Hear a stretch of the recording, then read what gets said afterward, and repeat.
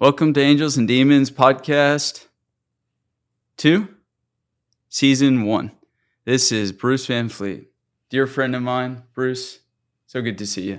Thanks for having me, man. Mr. Bruce is, like I said, our podcast is primarily for other people. It is to give reference to that life is hard. And when life is hard, it sometimes takes us to valleys that we don't know what to do.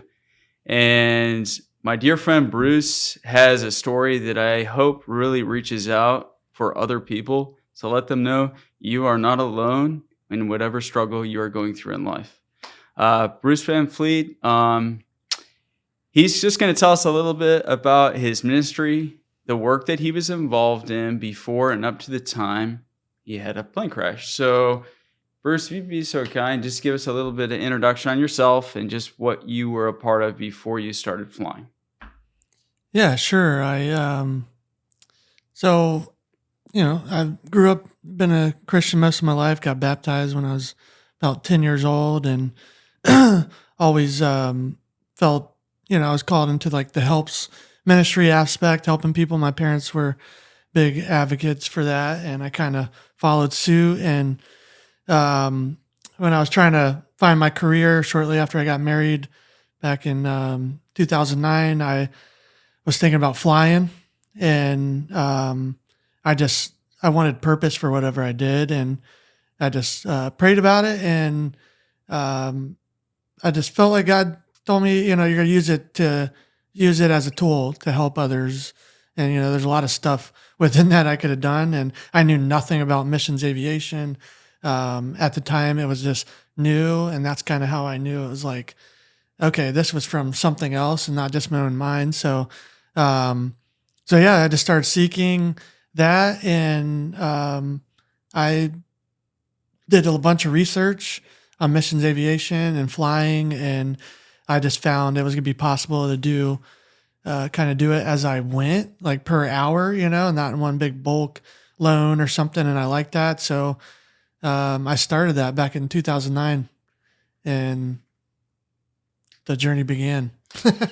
Can you give us just a little bit of preface to that? So like before you started in the flying ministry, what were you doing before? What was I doing before? For a long time, I worked in different labor jobs. Is that what you're talking about?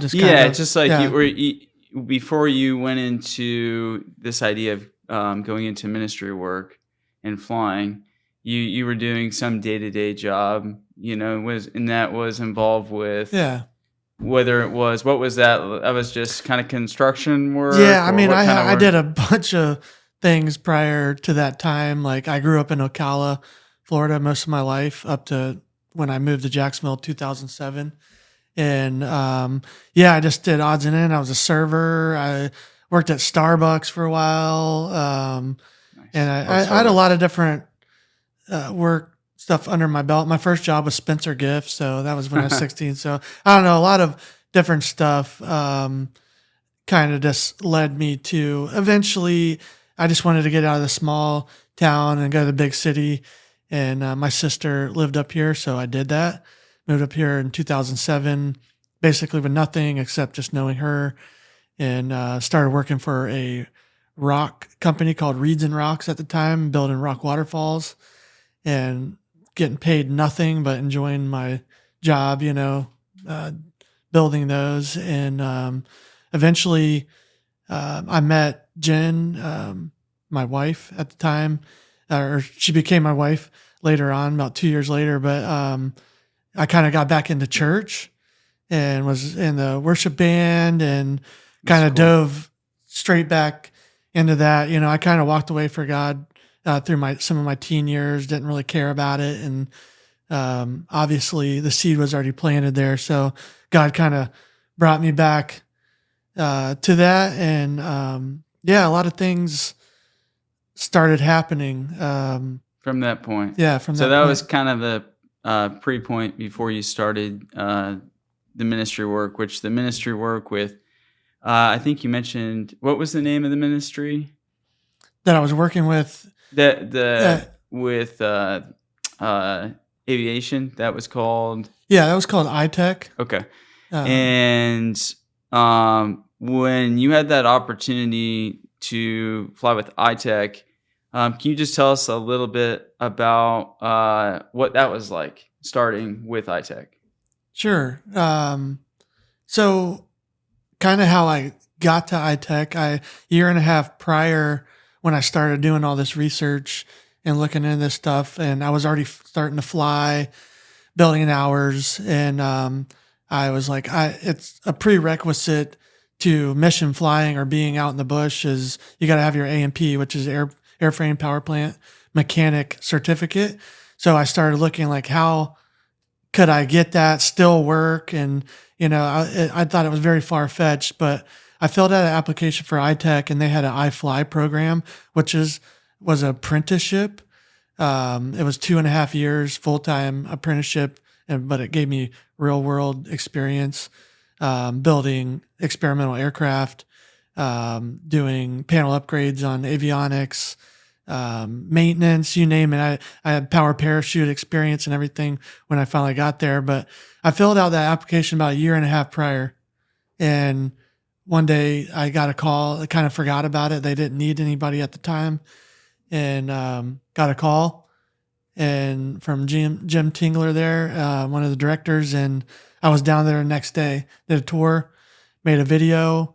They required some stuff on me, come in for a week, try me out, and they accepted me.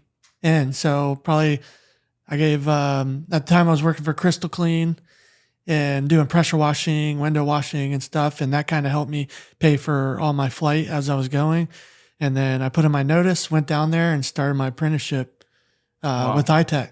And they were a missions nonprofit. It stands for Indigenous Technology Education Center. So they did So whatever your all kinds of talent, stuff. whatever your whatever your goal or whatever your career path was, iTech was very good at kind of identifying what your strength was and then Oh yeah. putting you into that role. What led to the flight where you were going in? What was the mission and goal when you had that first flight with iTech? Do you can you tell us a little bit about that? Yeah. So um, I was going through iTech. I was about a little over 2 years into my apprenticeship. And, I had done a little mission flying in some aspects and among some other trips I had done with some friends to Africa. So I was kind of in that mindset, gearing up. So I built a lot of flight time through iTech and all that, which was awesome. And obviously, I had my mechanic experience now, so I was getting close. So I started looking at what other organizations out. I really felt called to South America, um, so I started looking and kind of through the grapevine, talked to some people privately, and they were like, "Hey, we have this aviation sector of our nonprofit that we do pastoral training, emergency evacuation, stuff like that." For patients out there outside of Guatemala City. So I was like, I'm interested in what you're doing. So I, like I said, I So wasn't done with my apprenticeship So yet, iTech but connected you, and the missionary work was with Guatemala. yeah, Okay. yeah, it was, in that realm, it's kind of a small world, right? So you just get to know people and talk. And that's how I just kind of found out through people iTech knew and people that filtered through iTech. They would do tours there and stuff. And we got to talk to people about iTech's story, which is really cool. So yeah, then I wind up had the opportunity to go down there and check this organization out to see what they were all about. Was there anyone with you that was flying when you went to Guatemala?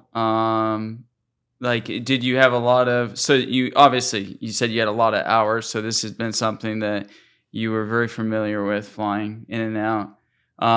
On one particular flight, things were different. Oh yeah.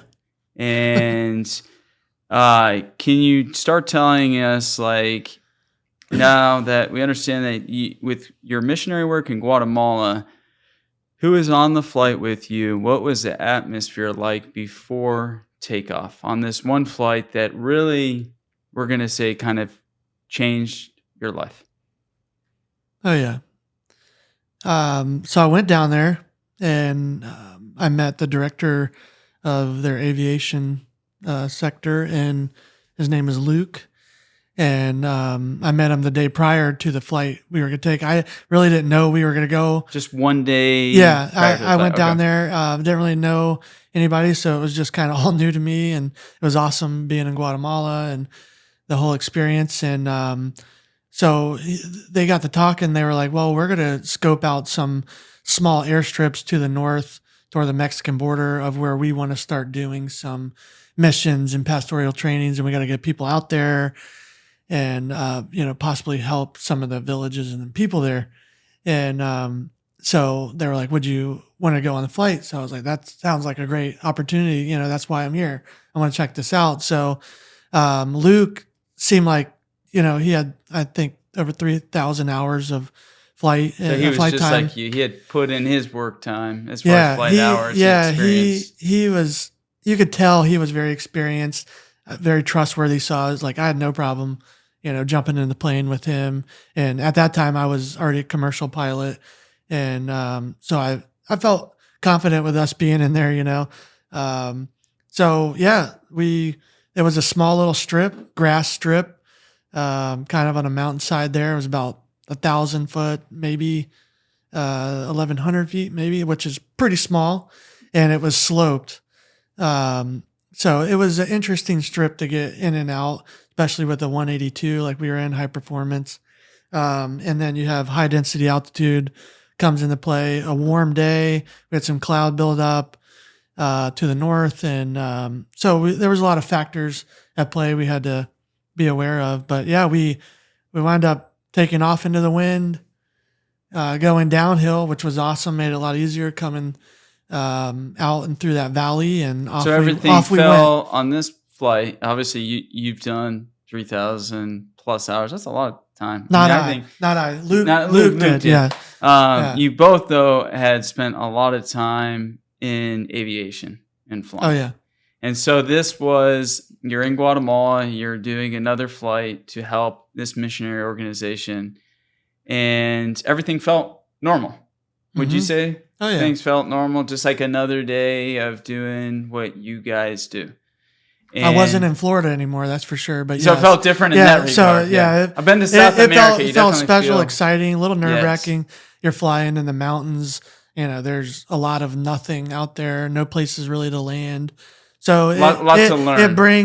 It starts bringing that reality of like, okay, mistakes really can't happen, but we can enjoy this, as much as possible, and just keep safe as much as possible, just like we did in all our training. So off we went. Just normal day, blue skies.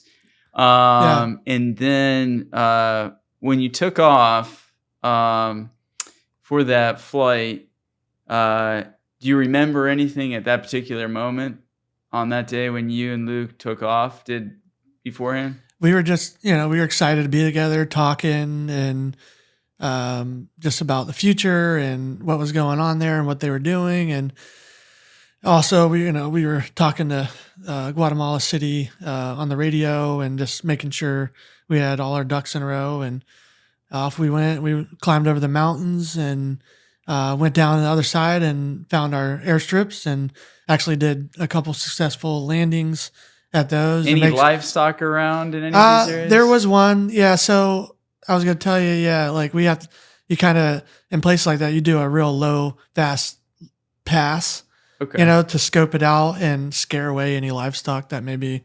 There could be cattle. Oh, there could be, goats. I mean, you don't want to land in any of that, potholes, towers. We were looking.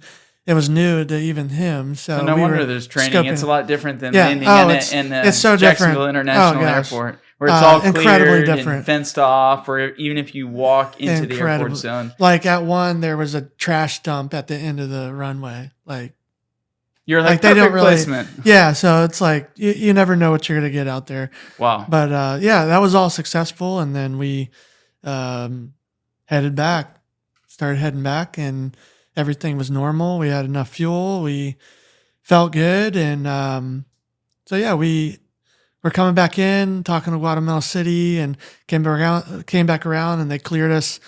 Now we weren't able to talk to them because we were kind of going out of their sector and out of the range of the radio. So off we went and found the strip, and we came around, did that same thing, low pass, and made sure everything was kind of scared away and everything looked good. And obviously now, coming in, we were going to land uphill, and we had a tailwind. And we knew that, and which means you're probably moving faster. It's going to push you faster. Okay. Yeah. And so in places like this, you got to get it. Like if you don't understand aviation, you have approach charts. Here it's all digital and nice, and you have these lines and altitudes. In places like that, it's like hand drawn. It's like, here's a tree. That's your missed go around point, and it's just different flying. And so unfortunately, we came in, and Luke was a little too high, too fast, and I guess he felt like he could still make it. And we were past our go-around point. We went to land, and by the time we were almost touchdown, we were more than halfway down this very short strip, going pretty fast. And shoulda, coulda, woulda. What did that we probably feel like? should have just landed and plowed the fence and been all right, but. What did that feel like when you sensed on your landing? Because you both have done this so many times. When did you sense that something was not right? Yeah, I think, I knew, and I'm sure you did at that point. It was like, we missed our go around. We're just going to try to land. And when it wasn't working, it happened so quick. I mean, everything's zipping by. It's like a car crash. Like when you get into a car crash, it almost seems like it slows down, but it happens very quick. Split second. And so his instinct was to push throttle and try to climb out. And just because you're pulling back on the yoke and trying to climb doesn't mean you're going to climb. So density altitude was getting us on a warm day. You don't have the performance like you would here at sea level. So we're trying to climb, and here come the trees. So we plowed the trees, skimmed them. I think we lost our gear and probably our left wing strut. And I don't know if we caught fire in the air or when we made impact on the other side of the tree line. We kind of kept going and plowed the ground. And I guess, I got knocked out, obviously, from the impact. And so the impact probably lit the plane on fire. So yeah, just kind of crash and burn. Like I said, it happened quick. It was a pretty abrupt hit and crash, and and I woke up. I'm sure pretty soon. You were trying to escape as soon as that pretty happened. Soon after, I woke up and we were burning. I mean, hardcore burning, and your instinct is just to get away from flames, right? So I imagine, you hit your head on the bulkhead and you're knocked out. Mm-hmm. And when you wake up, all you wake up to is you are in flames. We were just burning. And so was there anything was there anything that came into mind that you just subconsciously did that might have saved your life? So yeah, the instinct was to get away. And later come to find out, like my instinct was to close my eyes and hold my breath. Right. And I had weight, like, cause I think we kind of crashed and plowed in like this, and I was kind of hanging on my belt and I couldn't really get it off. I had weight on the clip. So I was eyes closed, holding breath and burning. And I was like, I found the clip finally, and I fell to the front, and I look over and my door happened to be gone. What a blessing. Yeah, it's crazy. And I wind up crawling out. I had a broke leg, smashed head, my face, and later come to find out my nose was hanging off. Like I was very much injured. Out of the plane at this point. And I crawled out, and with a broke leg, I started walking up the hill. And then I kind of looked down and I noticed I was still burning my shirt, my pants, and I kind of stopped, dropped, and roll. That elementary instinct kicked in, Stop, drop, and roll. And I laugh now, but it was incredibly painful and scary. And the shock was set in. So It's I just really amazing to me yeah. that you were, what a miracle. I mean, talking about angels, like, I mean, it's a miracle that, first of all, you were naturally in that moment able to subconsciously undo your seatbelt. You're hit in the head, you're unconscious for God knows how long, right? Right. The door is off, so you're able to roll out of the plane. Now, Just the scenario is perfect are almost you for on me to. fire? Or like, I I mean, because if the was. plane's on fire, you're I on was fire. I was on fire, and so like I said, I walked up the hill, stopped, drop, and rolled. Then I kept hearing the plane blow up, and I got up and I struggled up the hill, and I saw farmers coming out of the fields because we were kind of in the middle of, to me, nowhere, right? Nowhere land. So I was like, how am I gonna get out of here? You know, I could look at myself, and my hands were peeling like flowers. It was just really crazy to look back and think about. And so I saw the farmers come, and I kind of just laid down in the grass. Then I realized I was like, Luke's in there, and I had no idea if he had got out. You know, now that my instinct to get out was already past, like I was like telling them there's another guy. Fight or flight You know, mode. so Your mind I is really like- don't know like when and how they got him out. I know eventually they did. And so I laid in the grass, and I was like, now what? You know, and who's going to come and get me? You know, what's going to happen? Am I going to die right here in the field? And I hear in the distance just a little wee-oo, wee-oo. And I was like, oh my God, somebody's coming to get me. Ambulance, like an ambulance song? Yeah. Like So I was just like, firefighter? just laid down and try to just get as comfortable as possible. And a little rusty black truck come pulling up, and they put me on a little stretcher gurney, and slid me in the back, and they slid Luke in there next to me, and I just kind of looked over, and he was very, very badly burnt. And I thought I had looked like him, so I was like, yeah, I'm gonna pass away, you know, like this is it. So Was it painful I made it at that point? I mean, it started to kick in once I was the adrenaline rested. was wearing off. Yeah, and it was the getting pain very was starting. painful, and I just was yelling out, and it was very bumpy. If you know Guatemalan roads, the backcountry is very bumpy. So I kept hitting the window, boom, boom, boom, slow down, you know. It's amazing that I was able to do that. And so we made it back to the clinic, and I couldn't really breathe really well. And so I remembered my wife's name, number, all the information, kept telling them how much tell them I love them, tell my son, he just had turned 1. And I just was so sad to be, leaving him. And I thought I was going to die. I was on the brink. So the next most important thing to me was reconfirming and making sure that, the God I was serving was going to take me into heaven, hopefully. So that was my plea, and just talking to God. And what were your thoughts in the moments? Were there any specific like scriptures or prayers that came to mind? And I don't mean to just say that lightly. Like, I mean, for the average person to understand what you just described is not really, you can imagine it and you can think about it, but literally you're coming down to land. The landing of the plane goes wrong.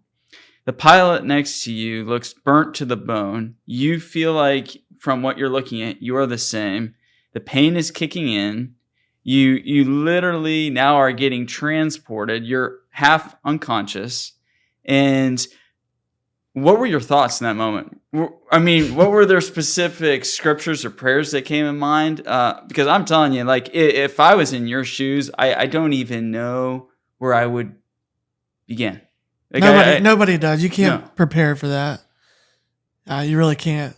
And like I said, I mean, no real specific scripture at the time. It was just a plea, talking to God. Because when you're about to die, you start thinking, about the stuff you hear about all the time, your mom and the people you love, and you your just want to make sure, especially if you're spiritual, that you're going where God promised, that promised you were going to go. And that was the big thought. I just kept crying out to him and pleading for that. And then I was out. Wow. And then, so here you are, you're on your way. Truck picks you up in Guatemala. You're with Luke and you're driving. Your next moment was what that you remember?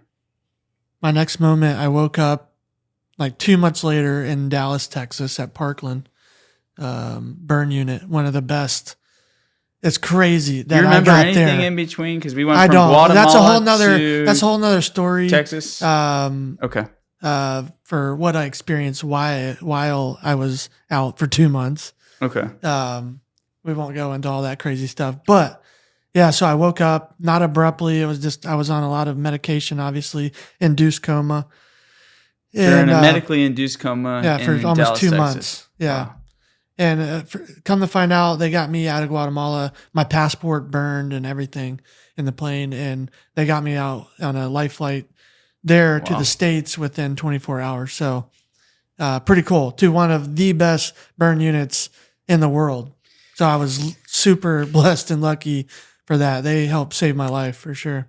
Now, you're not just someone that got burned. You're someone that, can you give, like, there's first degree burns, second degree burns. I've gotten burned just on the stove. Like, your body was to what percentage burned? Like second degree, third degree? Yeah, and up on some parts. Like my hand got burned basically down to some of the bone, and my tendons pulled back. You could see I was stretched my hand. So that was like even more severe. Burns? I don't even forget what they call that. So yeah, like third degree, second, third, and up into worse on my hand. About 70% is what they said of my body was. And burned. You survived. You're here. Well, I'm here. Yeah, that's incredible. Yeah, they give me. So I forget how they calculate it. The percentage of burn, and they add your age or something. That's the percentage that you're going to die basically or survive. And it was like 110% chance that I was going to pass away. And wow. 20 years ago, people would have passed away because the technology's come really far to how they treat burns and infection and all that's pretty crazy. So yeah, I woke up. My first words, I saw my wife at the time and said, "I love you," because they thought I was going to be brain dead. I hit the bulkhead really hard. My brain swelled. My face, like I said, they sewed my nose back on and my face. The picture just of my face, it's incredible. I have my beard back and stuff. And then the rest of my body obviously was pretty badly burned from the left in my chest. So I woke up in a world of pain. So the physical and emotional recovery from this is something that I just like for 2.5 months, you like you said, it happens so fast. I've been in a few car accidents, and it's just a split second, and all you know is you're T-boned, you're out, and then you wake up in the hospital, and you barely remember anything, very little. But when you have, like you said, burns like that, there's a recovery process that takes place. Can you walk us through like a little bit just of what that recovery process was for you when you woke up? So yeah, I'm talking, I look like a mummy. Like my hands didn't work. I had a trach in. I couldn't talk.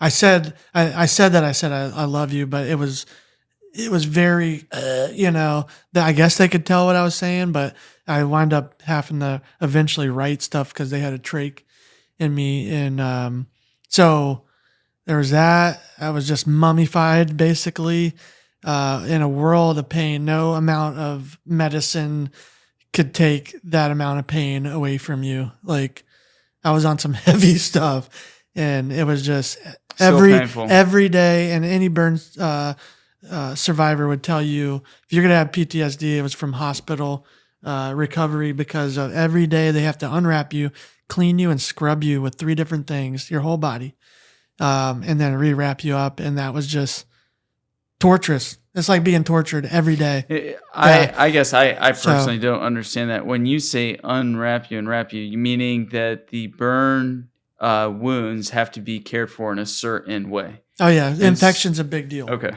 so when you have your biggest organ, right, is your skin, and when that's all open, you are prone to major infection. So what is the process they do to? So basically, you hear a metal cart rolling toward your room. Which you probably dreaded every day. Oh, at a certain time, you hear that little squeaky wheel. And I'm like, and anxiety goes up because you know what you're about to go through. And they put you on this really hard metal stainless steel cart, and you're burned, and they're trying to hold you by your burns. And it was just absolutely horrid. And they wheel you to a shower room. and there's about 5 to 7 doctors over you, and every day they injected me with I forget what it's called now, but it's basically they call it conscious sedation, so I could see what was going on. I was But not tripping. experience the I was pain. tripping hard. People looked, I thought I would die, and so I was going through that experience, and at the same time being scrubbed and clean. I did that every day for 5, 6 Wow. months. Wow. I would Yeah. have nightmares myself. Yeah, it was personally. absolutely something out of a nightmare, and I feel for the people going through it right now. But yeah, so that was my day to day. For how long? Like For how long? I was in the hospital, I think altogether about 9 to 10 months, back and forth a couple times. Taking care of the burns, going through Taking the care. process. I went home at one point. I eventually wanted to come home. So they got me to the point where they thought my wife at the time, Jen, could take care of my cleaning. So we found out shortly after she couldn't because I was in so much pain. How many months was that in? So That was about 3 or 4 months in. okay. And then we came back, a first class flight, regular flight on Delta, all wrapped up like a mummy, back to Florida. And then about a month later, I went back to Shands in Gainesville for a couple months to keep my wounds. The They started level getting worse. trauma 5 center, so they had the facilities probably to take care of Yeah, you. they have a nice burn unit there. So yeah, they started caring for me, and Wow. just kept going through that process. Unbelievable. Yeah, And it constantly felt like I was going backwards with burns. that's what I was just going to ask. Yeah. I said, how did you emotionally process the trauma in the weeks and months from that point? Like because here you are like in a state where you thought you were going to recover, and then you go back into a longer process of recovering. What a journey. We spent like literally a year now almost from this incident in a state of just recovery. Oh yeah, it was about 2 years of recovery with therapy and OT and all that. Big recovery, huge. And I had to learn how to walk again, feed myself, and you name it. So yeah, I just did a lot of therapy, try to get back to life. The hospital, the staff were awesome. And then I finally got out later to outpatient rehab and Brooks Rehab here in Jacksonville. Helped me out. And my big goal, they always ask, well, what do you want to do? What do you want to get back to? And I wanted to hold my son again because he just turned 1. Like I had no life with him yet, and only got to see him a few times since the accident. And so everything was pushing a stroller with 40 pounds in it and picking up toys from under things. And that was all that I did all day long, every day. Gave you life and encouragement. Yeah. And I don't even think my son knows. He was kind of my hero in a way, because that was a big thing to get back to. Because I had a choice a few times that my body felt like I was going to give out. Either I was going to live or I was going to die. I had to make the choice. And my doctor, Carson, at the time, and I hated him, but he was so right. You're not going to die from the pain. You're going to die not pushing through the pain. Like keep pushing it through recovery. And so I kept doing that. That was the hard way. And well, I made it out. You had a 110% chance Yeah. they gave you of death. So not 100%, 110% chance of death Bruce had. And he fought mentally and physically just for the love of his son and family to be able to be here in front of the camera today to share the story. It's really emotional for me, Bruce. I mean, it's to be able to just have that love and care for your family where there were probably moments you wanted to give up. Oh yeah, big time. I've been through some pain in life, and it's not about me today, but I've been through some pain, and I'll tell you this, like you have to fight, and it's like you're no man that I need to give an education on fighting, because there were probably some moments where you wanted to give up. Big time. Oh yeah, man. And here you are today, and you're working. You're not only just working, but you're a director of aviation at an airport. And there's people that, to me, what strikes me the most is they haven't been through any of this, and that you're probably outworking them, just because you are built differently, and God bless you.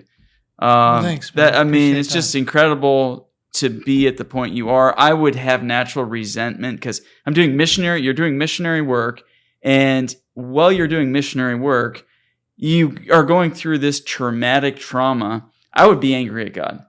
My natural instinct would be like, God, why are you doing this to me? I am serving you.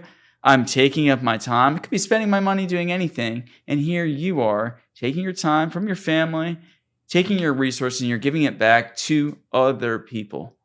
And you have a traumatic plane crash that results in the pilot dying and you having 110% death. You fight through it.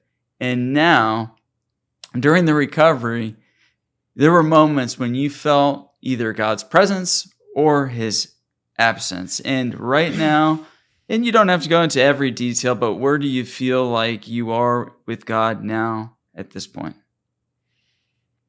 So I think I kind of feel like my view in my relationship with God changed drastically. Like it wasn't necessarily about church or people or a pastor or any of that stuff that we think of Christianity. It was this real spiritual being that you can have it's a feeling, and it's just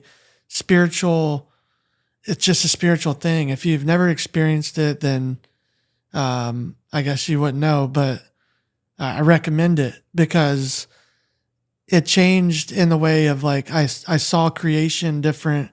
I saw me different in the eyes of God. God was pain. God was sadness, but God was joy and strength and everything. I don't know how I would have done it without my faith. Honestly, I couldn't have. It was your rock. Yeah. I say it's my boy. We said he's kind of my hero, but ultimately that was a big, well, that's an image of Christ. Yeah, Christ is like right. we are sons and daughters of Christ, and so therefore our offspring or your son is an image or reflection of what Christ is to us. So that natural instinct for Levi to be so part of your reason to want to survive, to go through this, to make it through all those challenging things, like you said, the cart coming up, you knew that was a very uncomfortable aspect, and not to bring attention to this, but even when I was 8 years old, I had T-cell leukemia, and I remember there was this lady, Wanda, and half my face was paralyzed, and she would have to zap my face for an hour to get the feeling back for 4 months. For an hour, having your face zapped, electrocuted, basically. And when I heard that car, I know what that sound is like. You're like, oh no. It's like, here's my hour of torture. It's not something you delight after.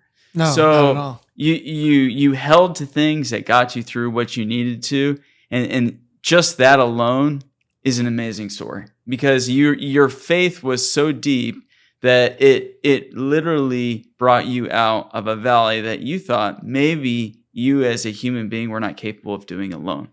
I feel like the call, like if I wasn't so goal oriented and felt the call that I did also, like I probably wouldn't have pushed this hard. I just felt like it wasn't over, That's all I can describe it as. Like there's something I need to do. Everybody's like, well, you must have a purpose because you survived. And, that's a hard thing to think about, because sometimes I'm like, oh, I'm just working and I'm doing this and that. But here I am telling a story that hopefully can help others through their trauma and see on the other side how blessed you could be and what you can do and what your body's really capable of. So, I mean, that's my hope in all of this. Because honestly, I am just a regular man. There's nothing to me special about my story. It's just something that I feel we need to talk about, because it is traumatic. It is all that. And I am on the other side, and God did some amazing things throughout. There's a lot of details that I just can't go over. It'd take forever. And that's part of what God led me to this show, is because I realized that everybody has a story, no matter how difficult or no matter how light it is. It's very, very hard. Life is hard. And sometimes you feel like what you're going through is hard, and then you meet someone and you're like, God, I was complaining about that? Like, that's the issue I was having when there was someone that went through so much more. And there's just a lesson in being thankful to God in each day. And for you to have that thankfulness and appreciation is just absolutely amazing. And one thing I want to touch on is, Bruce, you not only went through this extreme, what I would call an extreme accident, but through the process of the healing and stuff, you lost the love of your life. And you've mentioned Jen several times, but you ended up separating. And can you go into a little bit of what that emotionally did to you from the crash incident, you going through that? There's obviously a bonding experience when you go through a traumatic situation. Someone's caring for you. You're spending a lot of time with them. Right. And then your rock or your better half or your whatever you say, your other half is then what happened there? Because I know that talking with you, there's something that happened where there was a division between you and your wife.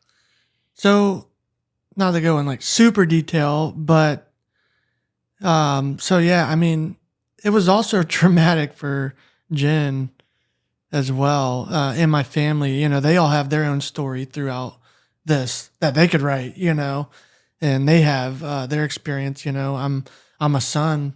My parents almost lost their son, and I was a husband and I was a father, and they almost lost me. So there's multiple aspects to this, but for Jen, you know, I can't speak for her, but she went through a lot for my recovery. It was not something any other spouse would ask for, you know, and I understood that, and it was a lot to ask of her to help me through my recovery and all that it was that came with it. But we had been through a lot in life, and I felt our life already was sort of a testimony. We had so you couldn't have done it without her. Yeah, you couldn't have done it without her during that. No, point. there's no way. And you know, if you asked anybody, we were just an amazing power couple, you know. And we had lost our daughter Shiloh back in 2013. Wait, you lost your daughter? Yeah, through some complications after birth, and that really was treacherous. You know, lost a huge piece of our heart and soul over that, and it changed our whole world around. And just coming out of that and the changes we had to make and the things we did and all the emotional state that we went through, it was amazing that we made it through that, you know, together. Plane crash, divorce, losing those your weren't daughter. the time events, but yes. But they happened. They happened. Yeah, I mean, like you're talking about, we were trying to devote our life to a godly thing, right? And constantly just the big things that you would never want any to happen to you or anybody else kept happening. It happened to us. And yeah, go to back, you know, I was angry at God. I was confused as well. Well, you had the right to be. I was, Job in the Bible. God and I had in my mind had it out, man. Yes. I was so confused. Yes. What have I done wrong? To or deserve am I this? not good enough? Just think of all the gamut of emotions and questions you would have. Did that play any weight on just like, take me, let me go? Like, if you're gonna beat me up this bad in life, where I'm burned all over, my life has changed, I'm divorced, the love of my life is gone, my daughter died. Why? What's the point of living life? Did you ever get to a point where you're just like, finita, as they say in Italian, enough? Oh yeah, plenty of times I was just like, yeah, well, I'm done. And he says not a testament. I was like, well, then give me a sign. You know, I went through all that, and I just got a lot of silence. And but then, you know, I kept pushing forward. I just felt something in me, a call, and I was here for something. And I still really, the light's trying to shine on whatever that is. And I'm sure I'll know what it is when the time comes. But for now, it's just a testimony. You know, I'm just, well, I'm just a vessel. You're not a I'm testimony. just a vessel. You're a walking miracle. You're a walking miracle. Yeah. Beyond a testimony. And I'll use that, and I'll do this. You know, if I need to do this and I'm asked to do this, sure. Like, this is part of my recovery still. I'm always going to be in recovery from what I've went through in life, you know, and I probably will have more to come. And yeah, why, the question is why do I keep following God? Because I don't think he did it to me. I think there's a lot of things set in motion, and we have the beautiful thing of free will. and we're fragile beings. And I did some crazy stuff flying through air with a hunk of metal, you know, we're not supposed to do that. And, but it all just comes down to the things that happen. I look around and it's like, it was really about everybody else. And it still is. Like, I have people around the world, right? I have a box of letters at home.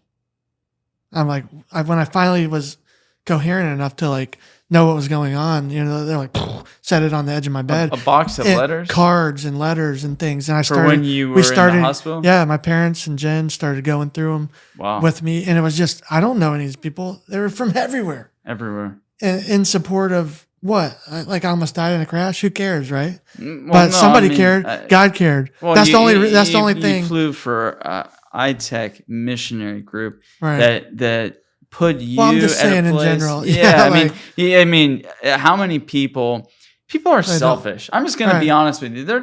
They care about themselves, whether it's work or not. lot do, People at work, they're like, oh, I just work here. Right. You know, like they don't care, you know, or give a shit about what's going on. It's like, hey, I'm just, you know, who cares? As long as I'm good, everything else is good. It's easy to be that way. And hearing through your story, you know, it could be anybody else, but to have a box of letters of people that actually acknowledge, hey, listen, we care about you, we love you. And I love you, Bruce. I mean, I'm telling you what. I mean, it's a very convicting story. I had 2.5 years as a kid. I went through cancer and chemo and radiation. There were a few times I said, I'm not going to do this any longer. Right. I didn't have a vein where they could put a needle in. And so I had a port. Port went bad. Port had a clot here. They were like, you're not going to live here, this and that. I get what you're saying. And you meet people that are 10 times more healthy, 10 times better than you. And it's frustrating. You probably as a director see it, just the laziness, the unappreciation for life when in a flick of a second can be taken from you. I think we take stuff for granted when we get complacent, our day-to-day schedules and stuff. And just the fact, you know, being able to get up and walk over there and grab some drink and stuff. We don't think about that. No. I actually do. Well, I told my fiance, I told my fiance, I said, sometimes it'll be brought up, it's a Monday, it's Tuesday. I'm like, right. I don't see days of a week. I don't see a Monday. I don't see a Tuesday. I don't see a Wednesday. I see a day of life. Well, because of what you went through, man. Your eyes have been open. It's a day you are living. And we are here unselfishly just to help other people, to let you know whatever you're going through, whatever trial, whether it's a personal loss, a family loss, depression, mental health, we want to let you know that we are creating a platform so that you can realize, like Bruce here, he's been through hell and back, has every reason to give up on life, and he chooses to press on, share his story, so that you and other people have the opportunity to realize that there's hope. There's hope. On the other side, and things will change. Yeah, you're seeing that through this dark moment. Your perspective about life, I'm just going to ask, I already kind of know the answer. It's different. Your perspective of life, where you sit right now, is different. Yeah, it's a growing thing. Yeah, it's changed a lot. From darkness to light and back, you know, back and forth, and just through the different seasons I've had. But yeah, right now where you're seeing me, it's a good spot. I just feel like I'm kind of coming out of a lot of that stuff I went through and seeing it in a different light and how God's working and where I'm at. Like, who would, you know, I felt like less of a man. I couldn't provide for my family for a long time. Like, came off a disability to get back to work. I kept trying because I felt that call and that urge to keep going with my goals. And I think that's a big important thing. I mean, it's your choice. You can give up, right? We have the choice to do that. But what are you going to miss? What's happening on the other side? Don't you want to see what that is? Right? I think we all Levi, do. Your son, you wanted to see him grow old. You wanted to see him grow into a man. You wanted to be a part of that. Yeah. And whether it's whether he now is at the age where he can come around and you're putting a part on the airplane or whatever, the joy that brings you is probably more than anyone that doesn't have kids probably cannot explain. Right. You probably wake up each day and your life is unselfish of what can I do for Levi? And that's what Christ does for us, I feel like, is he wakes up every day. As long as we extend to him, he is always there for us. And so I'm going to ask just like, what would you say to someone that's going through extreme suffering, that extreme loss, to where they feel hopeless, to where they feel like they're at the end of whatever they are at and they can't go any further? After going through literally hell and back, what would you say? I mean, that's a big question, big answer to unpack. In the simplest terms, it doesn't have to be simplest terms. You know, if I sat here and looked out the window every day, the weather changes, everything, the scenery changes, a building would be ripped down. Nothing's going to ever be the same for long. And you could just sit there and watch, or you could sit there and go out and help the change or make the change too. I would say, if you think it's impossible now, it will be possible, but it just takes, keep stepping, keep moving one day at a time. And it's so hard. And I know it's so easy to say, but from experience as a burn survivor and feeling like I moved back constantly, backwards, here I am, healed up finally. And it took pain and endurance and sadness and happiness and joy and all the things to get to where I'm at. And I'm still going. Like, I'm not perfect. You're not seeing me in a perfect spot, and I never will be. But nobody is right? perfect. We could sing look a how song. Beautiful this is. Like, Nobody Vincent is and I, perfect. We have claimed back our friendship after all these years. Like, we didn't see. So there's just cool stuff that happens, man. And you never know what's going to happen. Failures but I can are tell you it only gets better. lessons learned. Failures Right. are only lessons learned. So we understand that the difficulties of life are only opportunities where we learn something, where we grow in understanding. And you might have gained 40 years of growth by this incident, meaning it might have taken you 40 years as a normal person to see what you've grown and realized in the last 3 or 4. And you know what? I'm a gambling man, and I would put every dollar of my money that if through this experience, things have changed in your perspective of what growth means to you and what life means to you. So, that's something that, what would you say to someone going through deep suffering or loss who feels like God is silent? You're essentially saying there are seasons. Do not lose heart. Do not lose strength. Keep fighting, because God is not silent. There are some times where he just wants you to see you fight. And just like Bruce wanted to give up through plane crash, being burned, the process of going through having all of those burns healed, the preparation, all of that goes through that, he's still here and he still has hope, love, and life moving forward. Anything to add to that? Is there anything else that you see as extreme value that when you wake up, you see just life different? We're spiritual beings having an experience here in the flesh, and we get a chance at it. And you can make it as horrible or as pleasurable as possible, but no matter what, it is what it is. And God's in it, no matter if you like it or not. And so go out, have fun, make goals, do something, risk it all. Like, you'll make it back. You'll make your money back. We're also just worried. Take that trip. Do that experience. I was talking to a couple yesterday. They waited 65 years to plan all their adventures. Right. And then right as his retirement, hits his head on the toilet and dies. Right. And I'm thinking, like, you don't know, man. Yeah, you don't know what today. And that's what I'm saying. Every day is a gift. We plan our weeks, our months as if, we have control over it when we really don't.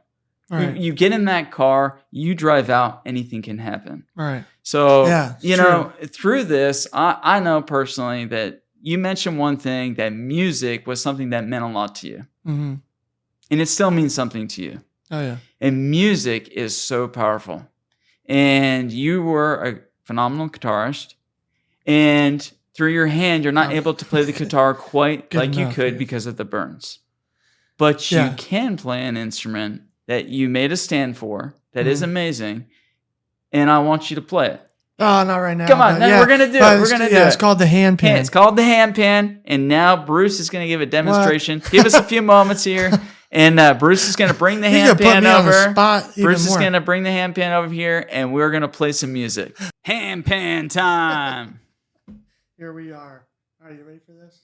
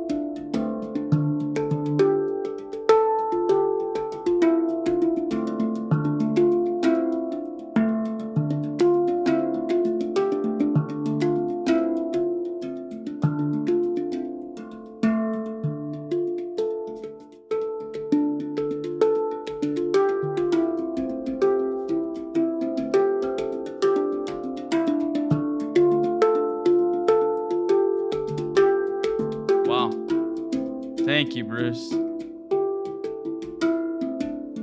Wow. Wow. That's incredible. That is incredibly beautiful.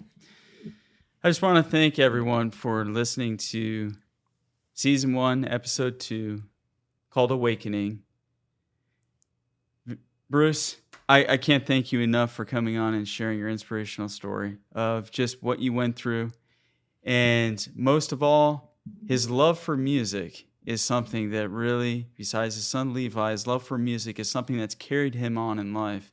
And here he is able to hold on to something that is so meaningful to him and still play music. An incredible story. Thank you for listening, and look forward to episode 3, which will be with Dave Gervecki, a former Major League Baseball player who lost his arm to cancer. And we look forward to seeing you next time. Thanks you for having me.